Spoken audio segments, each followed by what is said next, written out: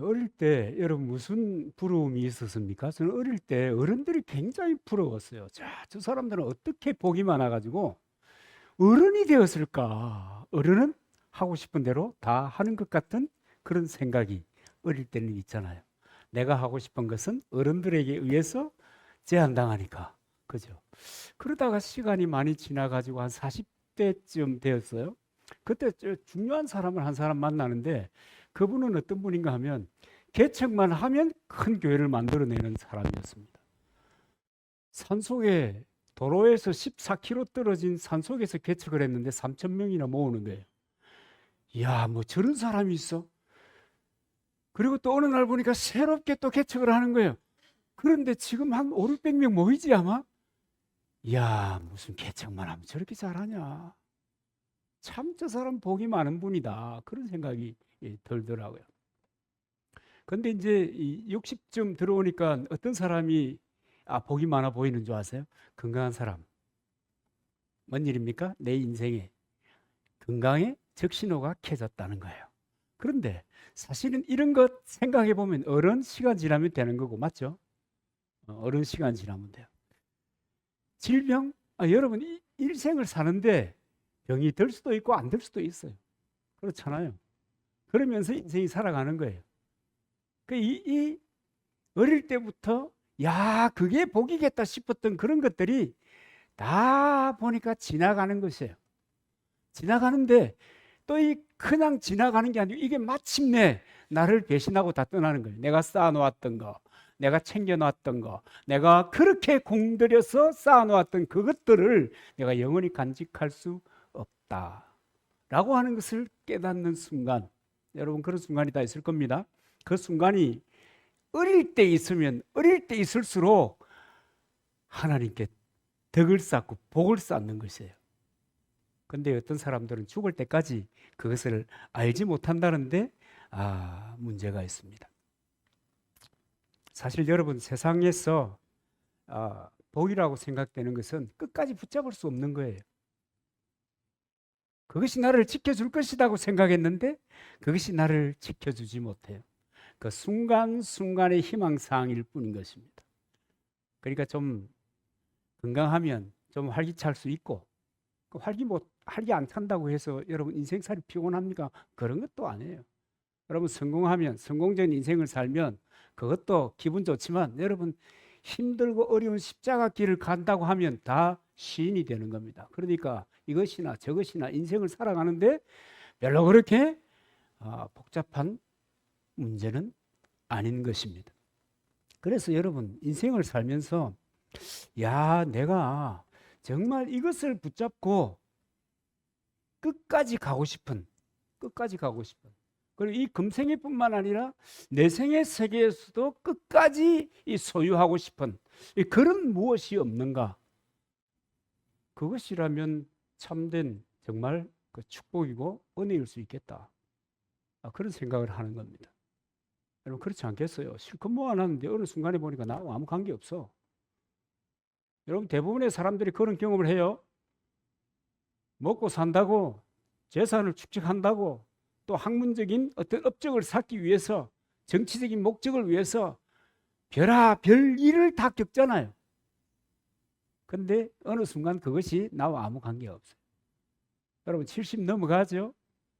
80 넘어가죠? 별 의미가 없어요. 시골에 계신 70대, 80대나 서울에 있는 70대, 80대나 차이가 없는 거예요. 근데 그것을 위해서 일생을 수고하고 일생을 정말 졸여가면서 그렇게 살아가는 것이 대부분의 사람들인 것입니다. 여러분 세상 사람들을 분류하는데 어떤 분이 이렇게 분류해 나왔더라고요. 첫 번째 분류는 자기가 살고 있는 자기가 살아가고 있는 삶의 의미, 인생의 목적 이런 것이 분명한 사람들이 있어요. 그런가 하면 또 한 부류는 자기가 왜 살아야 되는지에 대해서 관심이 없어요. 내 인생의 목표가 뭐냐? 관심 없어요. 그냥 내 마음이 내키는 대로 내 마음 가는 대로 사는 거예요. 내 마음이 편하면 그 좋은 거예요. 그렇게 사는 사람이 있대요. 그런가 하면 또 한 부류는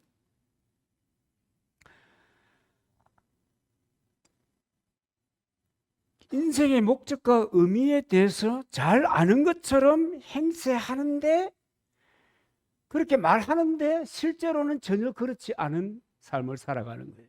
이 사람들의 특징이라고 하면요, 알 수 없는 불안이 순간순간 다가오는 것이에요. 나는 다른 사람들에게 자신 있게 내 인생에 대해서 말하는데, 삶의 길에 대해서 말하는데, 그런데 문득 자신을 돌아보면 알 수 없는 이 이상한 염려거리들, 걱정거리들이 자기를 휘어 감고 있는 거예요. 그래서 불안한 거예요. 그렇게 살아가는 사람들이 있다고 합니다. 그런데 이제 이 첫 번째 부류의 사람들은 제가 볼 때는 하나님을 만난 사람입니다. 인생을 아는 사람들이에요. 왜 살아야 하며, 어떻게 살아야 하며, 내 인생의 목적이 무엇인가라고 하는 것이 분명한 사람입니다. 그래서 이 사람들은 인생을 사는데 복잡할 것이 없어요. 선택을 하는데 선택장애를 겪을 일이 없어요. 그냥 주께서 무엇을 인생에게 원하는가라고 하는 자기 인생의 최대 목표를 향해서 그냥 뚜벅뚜벅 가는 겁니다. 사람들이 뭐라고 하든지 상관없이 가는 거예요. 이 두 번째 사람들은 어떤 사람들이겠습니까? 이 두 번째 사람들을 무신론자라고 하면 될 것 같아요. 하나님이 없기 때문에 삶의 목적이 없어요. 여러분의 삶의 목적을 한번 돌아보십시오. 여러분 삶의 목적이 뭐죠? 이 무신론자들은 삶의 목적이 없어요. 그렇기 때문에 그 순간 자기가 만족하면 되는 거예요. 자기가 추구하는 그것이 어필되면 그것으로 쾌재를 부르는 거예요. 그러니까 이런 사람들의 삶의 모습이라는 것을 보면 늘 이런 거죠. 언제는 이렇게 갔는데 언제 보니까 뒤돌아서 가고 있는 거예요. 언제는 오른쪽으로 말했는데 언제는 왼쪽으로 말하고 있는 거예요. 이런 무신론자들이 겪는 최대 고민이 무엇인가? 그럴 때 죽음에 대한 불안이라고 합니다. 실제로 이 무신론자들이 이 죽음 앞에서 고백하는, 말하는 그 이야기들이 참담하기 짝이 없는 경우가 너무 많습니다. 그 다음에 세 번째 부류의 특징은 어떤 형태의 종교를 가지고 있고 자기 자신은 삶의 의미와 목적이 있다고 생각하는데, 그런데 자신만만한 그 삶 속에 뭔가 모르는 불안이 있는 것입니다. 그 왜 그런가 하면 뭔가가 잘못되어 있다고 하는 것은 알지만 그것이 무엇인지를 알지 못하는 겁니다. 그러니까 이런 형태의 사람들은 적당히 얼굴에 가면을 이렇게 하나 쓰고 그렇게 살아가는 겁니다. 오늘 이 본문에 나타난 니고데모라고 하는 사람이 이 세 번째 부류에 속하는 사람이라고 할 수가 있을 것입니다. 이분을 소개하는 1절에 보면은 바리새인 중에 니고데모라 하는 사람이 있으니 유대인의 관원이라 그랬습니다. 이 사람은 바리새인이에요. 이 바리새인은 아주 자존감이 높은 사람들입니다. 그 시대의 바리새인들은 주류 사회에 속한 사람입니다. 이 바리새라고 하는 말의 뜻이 분리주의자라는 뜻이거든요. 분리한다. 그러니까 너와 나는 다르다. 너희들의 살아가는 모습과 내가 살아가는 것 달라. 그러면서 너무너무 경건하고 너무너무 특별한 삶의 태도를 취하는 사람들이 이 바리새인들입니다. 그래서 많은 사람들에게 존경을 받았고, 그 당시에 예수님 당시에는 수많은 사람들 가운데 베세다 강야에 여러분 예수님의 설교를 들은 사람이 2만 명 정도가 된다고 하잖아요. 그런데 그 광야에 모인 사람이 2만 명이면 여러분 대단히 많은 사람들이 살아가는 것이에요. 그런데 그 중에서 6천 명 정도가 바리새인이라는 거예요. 아주 소수의 사람들이 바리새인들이에요. 이 사람들은 종교적인 권위가 대단했습니다. 이분들 중에 율법학자도 나오고 경건한 지도자들이 많이 배출되었는데 니고데모가 바로 그런 바리새인이었습니다. 그리고 소개하는 것을 보면 유대인의 관원이라고 그랬습니다. 유대인의 관원이라는 것은 우리식으로 표현하면 국회의원이다 그 말입니다. 사내들인 공의의 의원이라는 말입니다. 사내들인 공의의 의원이 된다는 것은 탁월한 사람 7,000명이 모인 가운데 70명을 모아가지고 의원으로 세웁니다. 그러니까 아주 탁월한 사람이 사내들인의 의원이 될 수가 있습니다. 이분들은 정치, 경제, 사회, 종교 모든 분야에서 이 법을 집행하고 경찰권을 가지고 있었고요. 권력의 핵심에 있는 사람들입니다. 사형에 준하는 것을 제외하면 무엇이든지 할 수 있는 사람들이 사내들인 공의의 회원입니다. 그러니까 대단한 사람이잖아요. 그죠? 그리고 이분에 대한 표현에 10절에 보면은 니고데모에게 내가 이스라엘의 선생으로서 이렇게 얘기하거든요. 이스라엘의 선생이에요. 이 이스라엘의 선생이라는 말은 우리 시대에 모든 권위가 상실된 우리 시대의 선생님들이 아니에요. 지금은 선생님 뭐라고 그래요? 비하의 의미로 꼰대 하잖아요. 꼰대. 저는 이 시골에 살면서도 선생님이 그렇게 천시당하는 모습을 들은 경험이 있습니다. 많은 아이들이 보는 가운데 한 학부형이 선생님의 뺨을 때리는 일이 바로 여기에서 있었거든요. 그런 선생님의 대접을 받는 그런 시대가 아니에요. 최고의 대접을 받는 최고의 지성인이 이 교사라고 하는 신분입니다. 그리고 니고데모를 표현하는데 19장 39절로 40절에 보면 이런 표현이 있습니다. 일찍 예수께 밤에 나왔던 니고데모도 모략과 침향 섞은 것을 100라트라쯤 가지고 온지라, 그런 얘기가 있거든요. 예수님이 이제 장례를 치르는데 시체를 가져다가 장례를 치러야 되는데 그때 이 니고데모가 이 모략과 침향을 100건쯤 가지고 왔다는 거예요. 이걸 요즘 우리 이 시가로 하면 3억에서 4억 정도 되는 그 가격의 침향과 모략입니다. 여러분, 한 사람의 죽음에 그 정도의 그 미라를 만드는데 그런 향품을 쓴다는 것은 왕족에게나 해당하는 것이거든요. 그런데 이 엄청난 재물을 예수님의 죽음 앞에 드릴 수 있었다라고 하는 것은 이 사람이 아주 그냥 경제 문제에 대해서는 너무 자유롭고 넘치는 사람이다. 부자다. 이런 것을 확인해 볼 수가 있습니다. 그래서 이 바리새인이라고 하는 사람, 이 니고데모라고 하는 사람, 이 사람은 부족할 것이 없는 사람이에요. 여러분 당시에 주류 바리새인의 그 리더십이지요. 공의의 의원이지요. 지성인이지요. 가질 만큼 가졌죠. 아쉬울 게 없는 사람. 그런데 이 사람이 여러분 예수님을 찾아오는 거예요. 요한복음 3장에 오늘 본문에 보면 예수님을 찾아오는데 2절을 보면 그가 밤에 예수님을 찾아와요. 가로되 랍비여, 우리가 당신은 하나님께로서 오신 선생인 줄 아나이다. 하나님이 함께하지 아니하시면 당신이 행하시는 이 표적을 아무라도 할 수 없음이니이다. 여러분, 이 정도로 이 갖출 것을 갖춘 사람이 다른 사람에게 여러분 꿀릴 게 있습니까? 고개 숙일 일이 있어요? 뇌물을 쓸 일도 없어요. 아부해야 될 까닭이 있습니까? 없어요. 다 가진 사람입니다. 그런데 이분이 그리스도 예수 그분에게 나오는 것입니다.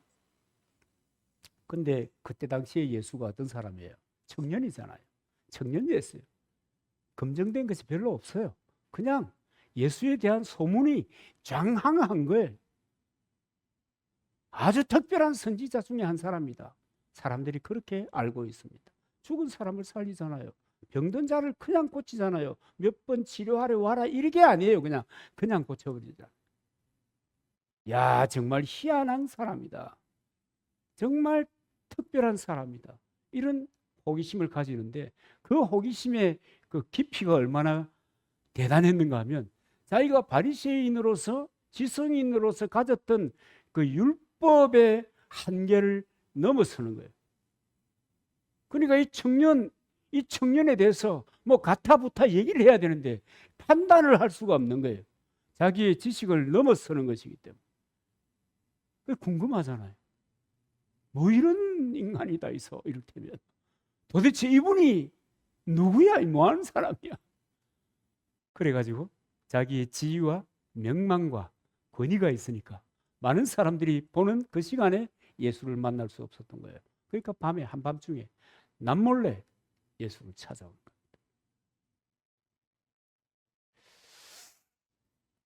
근데 이 사람이 왜 예수를 찾을까? 그렇다 하더라도 그죠? 여러분, 우리가 예수 믿는 사람이잖아요. 또 아니면 신앙을 가질 가능성이 있는 사람이잖아요. 그죠? 아니, 니고데모와 같은 식견이 글쎄 우리 식구들은 어지간하면 있을 것 같아요. 그럼에도 불구하고 긴가민가했다. 그런데 여러분이 바리새인이라고 하는 사람들이 그 어떤 내세관을 가지고 있는가 하면 지금 우리들이 믿는 내세관과 비슷해요. 내세가 있다. 죽으면 끝이 아니다. 사두개인들은 죽으면 끝이다 이렇게 생각했는데 이분들은 죽으면 끝이 아니다. 그리고 반드시 심판이 있다. 이렇게 바리새인이 교리적으로 학습이 된 사람들이에요. 근데 니고데모는 뭐예요? 진짜 그럴까? 그게 팩트냐? 그냥 그렇게 말하는 거냐? 우리도 그런 경우가 있잖아요. 글쎄, 우리도 하니까 좀 이상하다. 사람들이 많이 모이는 한 교회에서는 그런 사람들이 많아요. 목사는 저렇게 얘기하는데 성경은 저렇게 기록됐다고 하는데 저것이 과연 사실이라는 것을 어떻게 증명하지? 교회가 그 사실을 증명하는 것은 하나님의 말씀인 성경의 기록일 뿐입니다. 근데 그것을 어떻게 증명하지? 니고데모도 그런 생각을 가지고 있었던 거예요. 아니, 도대체 정말 내세가 있는 거야? 정말 구원이라는 게 있는 거야? 정말 심판이라는 게 있는 거야? 여기에 대해서 대단히 모호한 태도를 가지고 있었다라고 하는 생각을 이 니고데모를 보면 지울 수가 없어요. 많이 닮았다. 누구하고 닮았어요? 수많은 그리스도인들과 교회를 출입하는 수많은 사람들과 닮았다는 거예요. 그렇기 때문에 자기의 삶이 정리가 되지 않는 거예요. 여러분, 자기의 삶이 정리가 되면, 믿음이 확실하게 서게 되면, 여러분, 어려움도 또 뭐예요? 불이익도 고난도 고통도 묵묵히 당하면서 가는 거예요. 여러분, 지난 시간에 그 얘기했죠. 인내에는 두 가지 인내가 있다. 하나는 참는 것이고 그냥 이씨 하면서 참는 것이고, 하나는 결과를 알기 때문에 참는 거예요. 그게 인내거든요. 그리스도인의 인내라고 하는 것은 이 상황을 참고 묵묵히 믿음으로 살아갈 수 있는 그 동력은 결과를 알기 때문에, 결과를 확신하기 때문에, 그렇기 때문에 묵묵히 가는 거예요. 누가 뭐라든지 간에. 세상에는 비교할 것이 너무 많잖아요. 그럼에도 불구하고 그냥 묵묵히 가는 거예요. 확실한 믿음이 있기 때문에. 그러므로 오는 대가 지불을 즐겁게 하는 거예요. 즐겁게.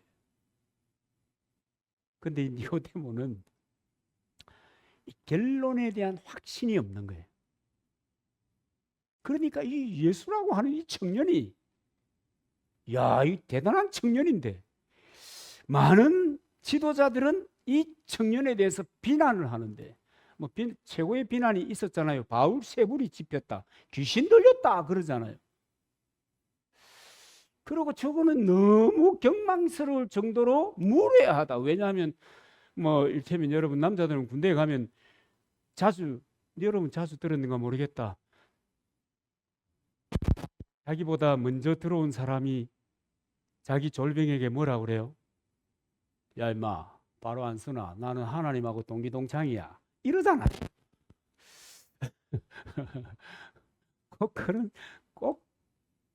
여러분, 꼭 그런 모습. 이 니고데모를 통해서 볼 수가 있는 거예요. 그래, 바리새인의 교리가 내세가 있고 죽으면 심판이 있다. 그래서 어쩔? 나는 내 인생을 사는 거지. 가봤어? 그러면서 이렇게 사는 사람이 이 니고데모입니다. 여러분 여기서 잠깐 옆으로 나가면 여러분 기독교 신앙이라는 것은 무엇일까요? 기독교 신앙이라는 것은 그냥 교회 다니는 것이 기독교 신앙이겠습니까? 그냥 단순하게 어떤 사실을 내가 그냥 믿는다고 하면 그것이 믿는 것이겠습니까? 여러분 그렇지 않아요.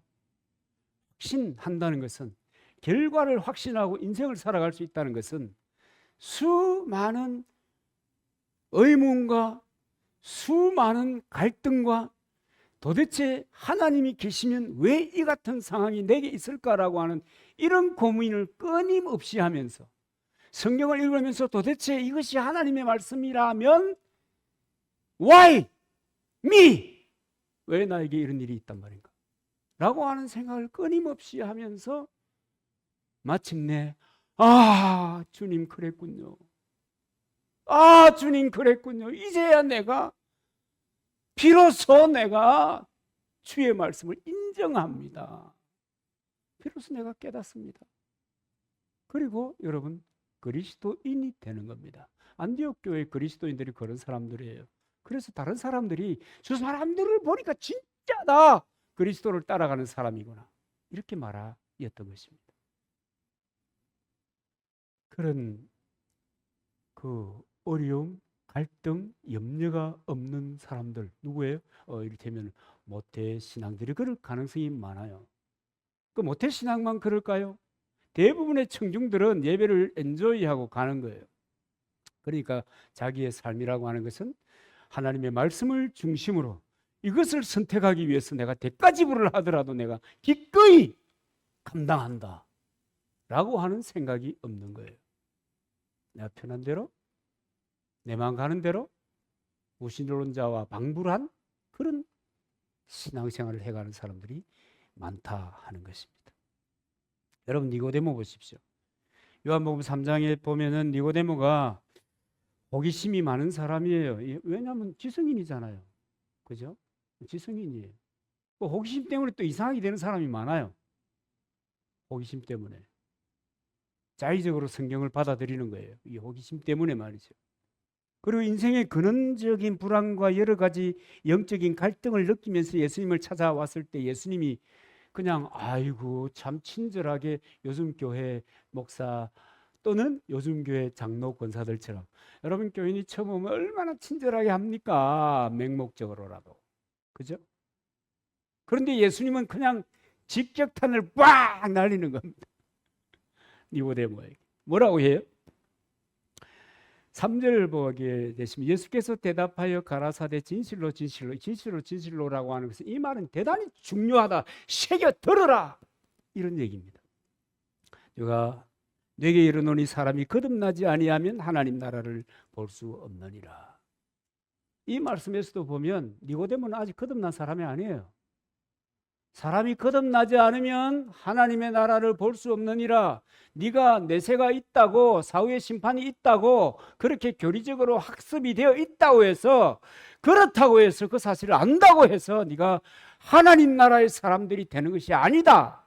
거듭나야 한다. 거듭난다는 것은 여러분 알잖아요. born again, 위로부터 난다는 거예요. 위로부터. 하나님으로부터 난다는 거예요. 그러니까 이 거듭남이라고 하는 것이 은혜입니다.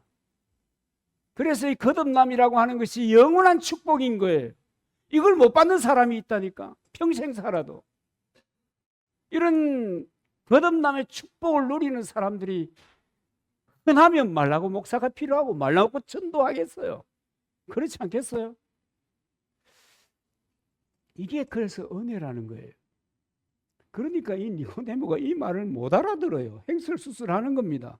4절 보면은 니고데모가 가로되 사람이 늙으면 어떻게 날 수 있삼나이까? 두 번째 모태로 들어갈 수 있습니까?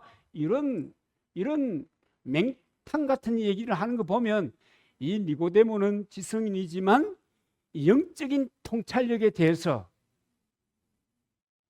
너무 가볍다. 너무 가볍다. 안다고 하는 그 암 자체가 도대체 무엇을 안다는 말이냐? 라고 하는 생각이 들 정도의 그런 문외한 같은 구원받지 못한 사람이었습니다. 바리새인 여러분, 종교적인 리더십이 있어요. 사내들인 의원이에요. 대단한 사람입니다. 이스라엘의 사내들인 의원이라고 하면 여러분, 우리나라의 국회의원 어마어마한 권세가 있잖아요. 이 사람들을 잡아갈 방법이 없어요. 너무 대단해요. 이분들이 뭐 나라를 팔아먹어도 이러면 되나? 지금 여러분, 우리들이 내는 세금을, 저도 여러분 세금 좀 냅니다. 우리들이 내는 세금을 가지고 얼마나 많이 중국에게 사대하는지 몰라요. 우리는 살살 얘기해야 되겠다. 쇠가 만발이 빠지도록 공부해도 연세대학교, 서울대학교 뭐 이런데 명문대학 가기 어렵잖아요. 그렇게 열심히 죽기 살기로 공부해도 여러분 그 변호사 그거 하기도 어렵다 하대요. 그런데 걔들은 그냥 가는 거예요. 우리 젊은이들이 취직을 해가지고 이동해가지고 지방칸 빌리기 위해서 대출하려고 하면 요만큼 중국 애들은 그냥 밀어주는 거예요. 이야, 저 옛날에는 몰랐는데 그런 짓을 할 수 있는 권위자들이 국회의원입니다. 사내들인 의원들은요, 그보다 더하죠. 왜냐하면 사형 선고하는 거 빼고는 다 할 수 있으니까. 지금 우리 의원들 사형 선고 못 하잖아요. 분위기를 몰아가지고 자살하도록 그렇게 할 수 있을런지 모르겠지만 엄청난 권위를 가진 사람이에요. 지성인이잖아요. 부자잖아요. 무엇 하나 아쉬울 것이 없는 사람입니다.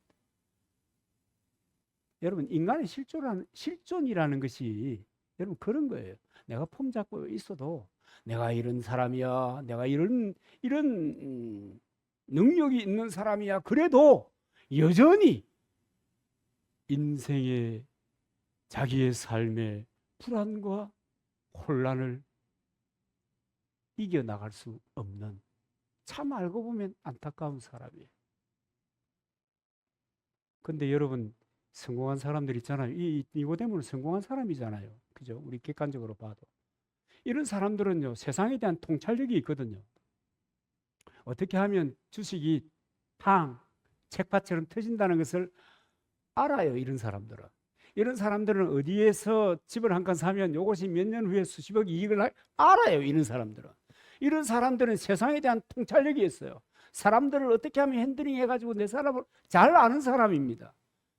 단 한 가지, 영적인 통찰력이 없었다.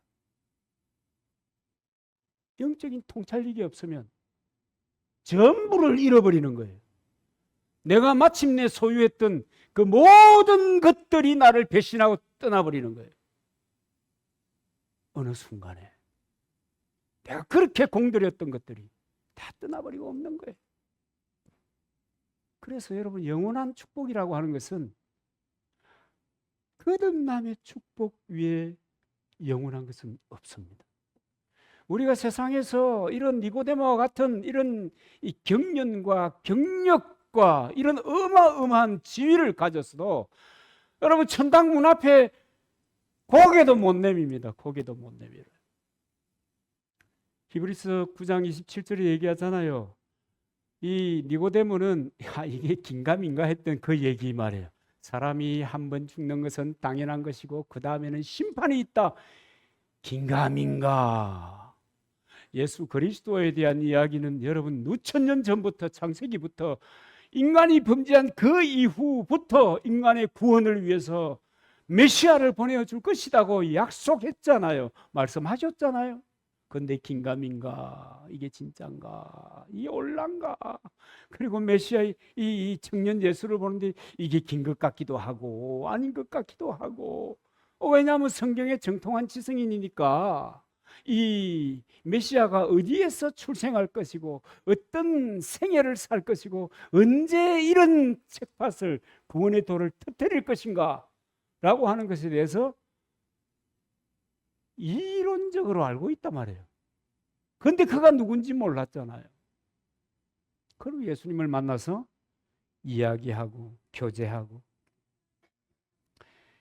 자기의 영적인 통찰력이 없음에도 불구하고 그리스도와 교제하는 가운데 19장에 가면 비로소 예수님이 오래 전부터, 창세 그 이후부터 인간에게, 인류에게 약속한 메시아라고 하는 사실을 깨닫기 시작하는 거예요. 그래가지고 3, 4억에 해당하는 침향과 모략을 예수님의 죽음, 그 시신을 수습하는 일에 쓰라고 가져오는 거예요. 여러분, 여간 마음이 가가지고 여러분 3억, 4억이 가겠어요? 안 가죠. 그리스도가 그냥 일반적인 청년으로서 범죄하고 십자가를 치고 죽었다. 아이, 비로물놈 하나 가는구나. 이런 거죠. 그리고 말 일인데 어떤 사람들에게는 전 재산보다 큰 것을 그리스도에게 예물로 그 죽음 앞에 가지고 온 것이에요. 이것이 여러분 그리스도를 알지 못하면 불가능한 것이에요. 하나님 앞에 뭘 예물을 드린다는 것은 주님을 알지 못하면 이것은 불가능한 것이에요. 여러분 하나님을 알지 못하면 목사가 제일 불쌍한 사람들이지 뭐. 하나님을 아는 사람은 목사를 존귀하게 생각하겠지. 안 그래요? 왜냐하면 생명의 말씀을 주니까. 제가 지난번에 여러분 먹이 살린 사람이 저라고 했잖아요. 그게 뭐 다른 의미가 있겠어요? 생명의 말씀을 주니까, 전하니까. 그 생명의 말씀을 받아야 내 영이 사니까. 그러니까 그런 거지 뭐. 그냥 뭐 돈을 주겠어요? 그죠? 그 근원적인 삶의 문제를 해결해 줄 수 있다. 그래서 여러분 교회의 선택이 그렇게 중요하다는 거 아니겠어요? 우리 목소리조 나가시 이제 취직해가지고 진주에 가는데 자기 친구가 저 진주에 큰 교회 다니고 있나 봐요. 거기 가면 안 되겠나? 저는 그분들을 알거든요. 여러분 밥도 먹고 차도 마시고 뭐 그러니까 그분들 잘 알죠. 그분들이 어떤 사상을 가지고 있는가, 신앙 사상, 색깔을 가지고 있는가 잘 알죠. 근데 뭔가 말을 해줄 수가 없어서 동영상을 보내드렸잖아요. 아이 작은 시골 교회 목사가 말하면 무슨 어필이 될란가. 여러분 제가 설교하는 것이 여러분의 어필이 됩니까? 아니, 받아들여집니까? 감동이 와요? 아니, 큰 교회 목사가 얘기하면 헛소리를 해도 받아야 아멘 한다. 작은 교회 목사는 어지간하게 해도 뭐 그래서 여러분 사도가 고난이 많은 겁니다. 그 영상을 주고 그다음에 많은 거죠. 여러분 금생에서 착취를 당할 것이며 이 신앙을 종교를 잘못 가지면 그런 교회를 잘못 선택하면 그런 금생에서 착취를 당할 것이며 내 생에서 버림을 받을 것이다. 여러분 바른 신앙생활이요. 이게 만만한 게 아니에요. 거기에서 가장 중요한 것이 거듭남인데 가장 중요한 것이 거듭남인데 이 위에 우리의 인생을 쌓아가야 되는 것인데 이 위에 우리의 삶의 방향을 설정해야 되는 것인데 여기에 내 삶의 경륜들을 차곡차곡 쌓아가야 될 것인데 이 거듭남이 없으면 사상 누각에 모래 위에 지연지 마침내 내가 생각하고 내가 일생을 통해서 쌓아놓았던 그 모든 것들이 나를 배신하고 떠나는 거예요. 여러분 심각합니다. 그래서 여러분 영원한 축복은요 거듭남이에요. 예수 그리스도를 아는 거예요. 그분의 은혜를 입는 거예요. 그래서 인생이 받을 수 있는 최고의 선물은 이 거듭남의 선물이고요. 최고의 선물 바로 옆에 있는 선물은요 하나님의 말씀을 제대로 아는 거예요.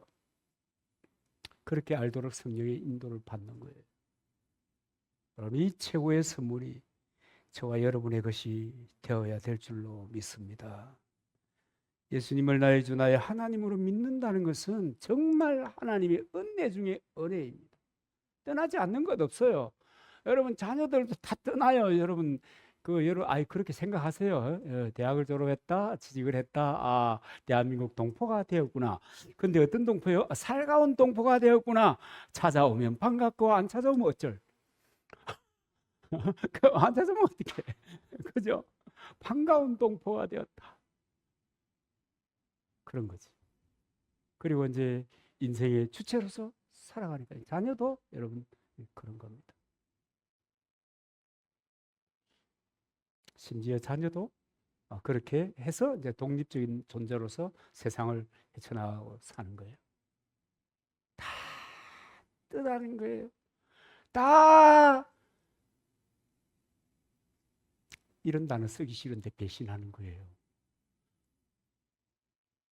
다 지가 잘해서 된 것처럼 생각하는 경향들이 있거든요.